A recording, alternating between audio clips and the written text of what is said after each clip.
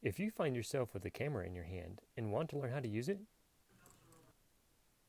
please subscribe to this channel, like the videos, comment below. Hey Photos photographers, today we're talking about being prepared, having your camera equipment in hand, and being able to anticipate that shot that's just about to come up. And I'm not talking about this weird, strange stuff. I'm talking about practicing and seeing motions and actions, being able to anticipate and see what things naturally must occur after the things that you're seeing. I guess to lead off with that thought and to kind of finish out the video with that thought, there's some professional sports players that have spoken about being able to anticipate certain things that are coming up and about to happen. I know from my experience in playing not so organized sports, but around the neighborhood and playing with friends when I was growing up, and then playing semi more organized but nothing official, that there were times and things where I both got to know the people that I was playing with, but also I had seen enough and learned, was experienced, practiced enough in what I was doing that I saw certain people doing things. I may not know how they would carry it out by their particular personality, but I knew that what was coming next was only a few things which gave me options and knowing where I best should place myself. But I've heard Wayne Gretzky has spoken about that sort of intuition. Michael Jordan has spoken about that kind of intuition. So if these men in professional sports, and I'm sure there's many female athletes who have done the same thing, that there's a certain amount of it that's just coming around by practice. We see things happening, so we anticipate the next thing. Most of the time, we might not be right until we get studied and practiced or experienced at it, but I didn't try to work and build at it. I just know the more I immersed myself, the more I worked on specific character skills, just doing the work and doing what I knew worked and I had seen work, working on my skills, my talent, and everything else, that I began to see and have more opportunity because my brain was telling my eyes and the rest of my body to respond with what I had seen and experienced. I've seen that translate to photography, and that's one of the reasons why I think it's valuable to bring up here, is I've seen certain things begin, and I've seen pictures, and I've played around with, and it's spent many weeks, even sometimes months, trying to get that photograph. But it was all about practicing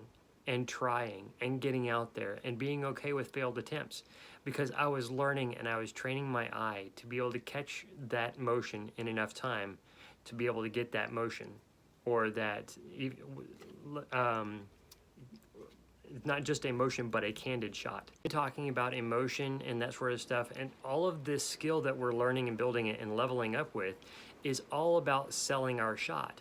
So we want to get that precise moment. We want to get that precise action.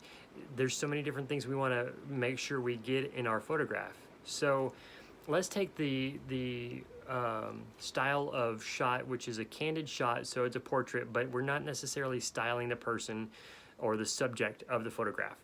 So the candid shot, we see some action, some physical activity going on, and we know what is about to happen after that action is taken.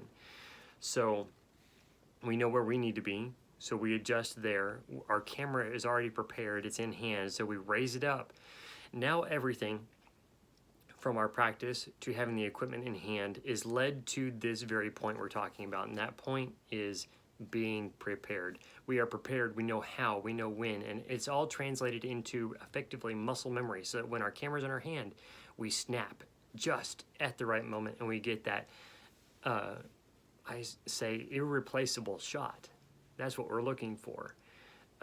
That's the premier item that we have trained ourselves and we are telling our clients that we get. So this is something that we continue to practice at. It's something that we continue to strive for. We're always reaching, and that's what I want to propose to you in the idea that you accept and be okay with, if you keep learning and growing and striving and reaching for those things that seem perfect and almost unachievable, then there's not going to be a time where your shots, your service, your skill in photography is not going to be sought after.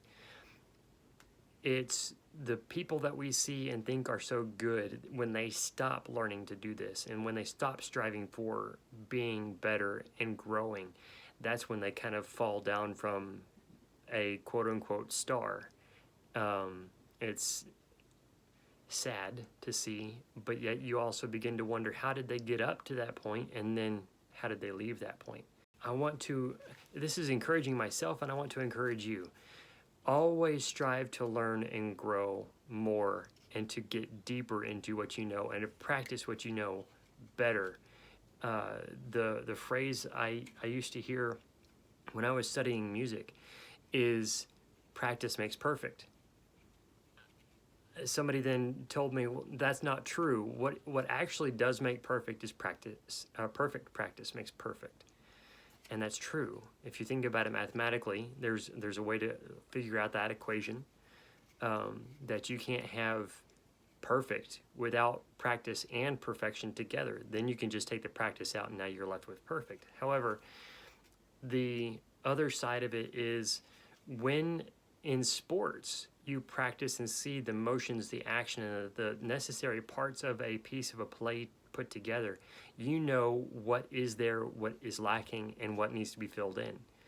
You might even be able to improvise something that's not there or not able to be put in place in time. And that's why I believe so many different videos out there on YouTube are the most incredible videos that happen, and you wouldn't know or believe it if it hadn't been recorded. So there are many different disciplines and items out there that we need to make sure that we have in our skill bag to be able to utilize, not just our equipment, but the eye to be able to see it, the mind and the connections that we've built in it through practice, and being able to put that into place to be able to achieve the shot we've always dreamed of, and the shot that our clients are going to love forever. Thank you so much for watching, and we will come back tomorrow with another video and some more tips.